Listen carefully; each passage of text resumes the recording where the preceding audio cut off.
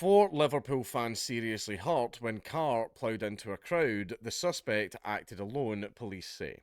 Now, as soon as everybody heard the details, I was like, yeah, I hold back. I like to hold back now. I like to just make sure about the ethnicity of the attacker. And in this case, it's very good that I did because it turns out he was white. That's all I know about him, though. Liverpool, England. British police were holding a 53-year-old man on Tuesday over a collision that turned a joyous soccer celebration in Liverpool to tragedy and sent more than 24 people to hospitals, 4 of them in very serious condition.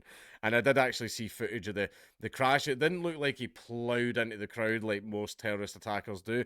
He was driving in and like nudging people, and then he did a big lurch through the crowd, and that was the one that hurt quite a lot of people. Merseyside police say they are not treating the incident as terrorism and are not looking for other suspects. The force has not identified the arrested driver. Police in Britain usually do not name suspects until they are charged. Now, basically, everybody saw it, and people at the scene who were running up and thumping on the car saw the guy, and it was a white British guy. That's what they're saying. Now, he was a white guy, apparently he was British, didn't hear an accent, don't know anything about that, but who knows? But nobody knows exactly why he did it either. Detectives were working to piece together how a minivan ploughed into crowds packing a narrow street, just after the players of Liverpool Football Club had celebrated the Premier League Championship with an open-topped bus parade. Water Street, near the River Mersey in the heart of the city, was cordoned off by police tape, and a blue tent had been erected on the road, strewn with detritus of celebration, including bottles, cans, and Liverpool flags. Oh crap, see how the police, when they do that little walk around looking for evidence on the ground, they're going to have a hell of a time. Poor bastards. Liverpool City Metro Mayor Steve Rotherham said 4 of the injured were very, very ill in hospital. The North West Ambulance Service said a total of 47 people were injured, of whom 27 were taken to the local hospitals. While 20 were treated at the scene of the crash for minor injuries, there were no reported deaths, thankfully. 4 of the injured are children, said the ambulance service spokesman David Kitchen. A child was among 4 victims trapped under the van that was lifted by firefighters to free them. Hundreds of thousands of Liverpudlians had crammed the street of the port city in northwest England on Monday to celebrate the team winning England's Premier League this season for a record-tying 20th top-flight title. I don't know what any of that means because I'm not interested in football at all. Sorry. As the parade was wrapping up, a minivan turned down a cordoned off street just off the parade route and ploughed into the sea of fans wrapped in their red Liverpool scarves, jerseys, and other memorabilia. A video on social media showed the van strike a man, tossing him in the air before veering into a larger crowd, where it ploughed a path through the group and pushed bodies along the street before coming to a stop. It was extremely fast, said Harry Rashid, who was with his wife and 2 young daughters as the minivan passed by them. Initially, we just heard the pop, pop, pop of people being knocked off the bonnet of the car. Rashid said the crowd charged at the halted vehicle and began smashing windows because everybody was going to. Basically, if the police didn't run in and immediately cordon off the car, they were going to kill him. Like, that guy was going to die. They were going to tear him limb from limb. But then he put his foot down again and just ploughed through the rest of them. He just kept going. Rashid said it was horrible, and you could hear the bumps as he was going over people. Police quickly identified the suspect as a white local man to prevent misinformation from flooding social media, Rotherham said. And that was one thing. Whenever the attacker's white, you get the information like right away. You always get the information right away, especially because the police are on the scene and see the guy and immediately talk to journalists, right? You always get the information right away if the guy's white. And that's when the police panic, going, oh, quick, quick, quick. Van driving into a crowd, everybody's going to think he's a Muslim, we're going to get a repeat of the Southport riots, quick, release the information, and that's fine. I like it when information's released immediately. However, whenever you don't get the information immediately, well, no answer to the question is an answer to your question. Rotherham said police acted appropriately to tamp down online speculation about the person responsible as false rumours spread rapidly online of there being another incident. Social media is a cesspit, he said, referring to the conjecture and misinformation. It was designed to inflame, it was designed to divide. The message of hate doesn't go down well here. Last summer, the teen in the nearby town of Southport killed 3 girls in a stabbing rampage at a dance class and wounded 10 others, including 2 adults.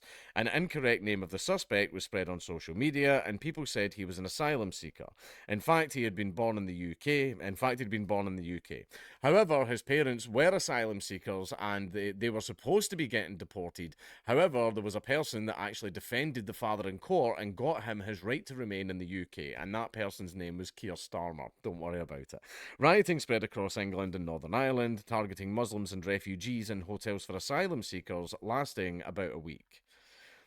Prime Minister Keir Starmer, and then we've got a bunch of Facebook mums who are also in prison for a very, very long time for just posting Facebook posts and stuff.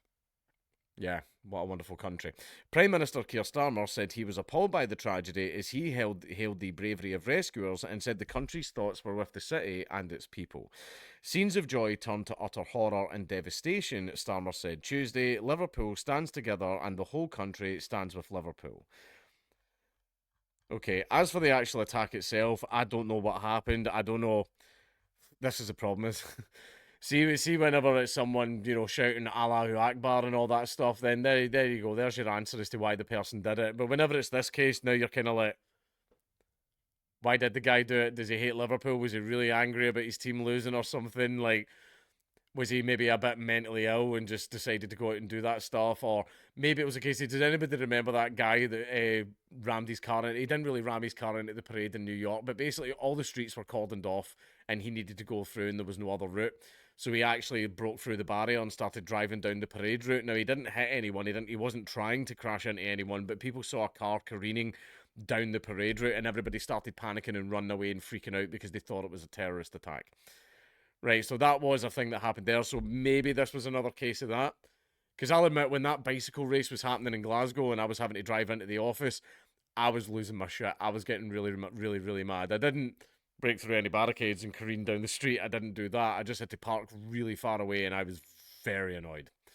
I was really, really pissed off about that. Maybe this was a case of that. Maybe it was. So it's either the guy just had a rager at the streets being cordoned off and he had some place he had to be, drove into the crowd, people charged the car, he panicked and tried to lurch away to escape, but then realised that he was running people over and stopped the car. Maybe it was that. Maybe he was really, really mentally ill, or maybe he's one of those white Muslim converts. Who knows? Well, maybe he's just crazy. I miss the days when people were just crazy. Whenever you heard of a school shooting or whenever you heard of any kind of attack or mass stabbing in the street, the answer back in the day was always, he was just crazy. He was just crazy, and then the men in the white jackets came and took him away. That was it. There wasn't any big fuss. There was no riots. There was none of that stuff. The men in the white jackets came and took the man away, and that's the last anybody ever heard of him. And he gets to sit in the corner of a room and drool for like the rest of his life. I miss those days. I miss better times. I miss better times when we just had some good homegrown native crazy people. I miss them. Now they even shut down the asylums and do all that care in the community stuff so you could have an actual maniac living next door to you. But it's okay. The nurse comes out twice a day to make sure he takes his pills. Right, so as for the guy's motives or anything like that, maybe they'll come out if the police think they won't cause a riot, then the motives will come out. However, I don't think we're going to learn why he did it.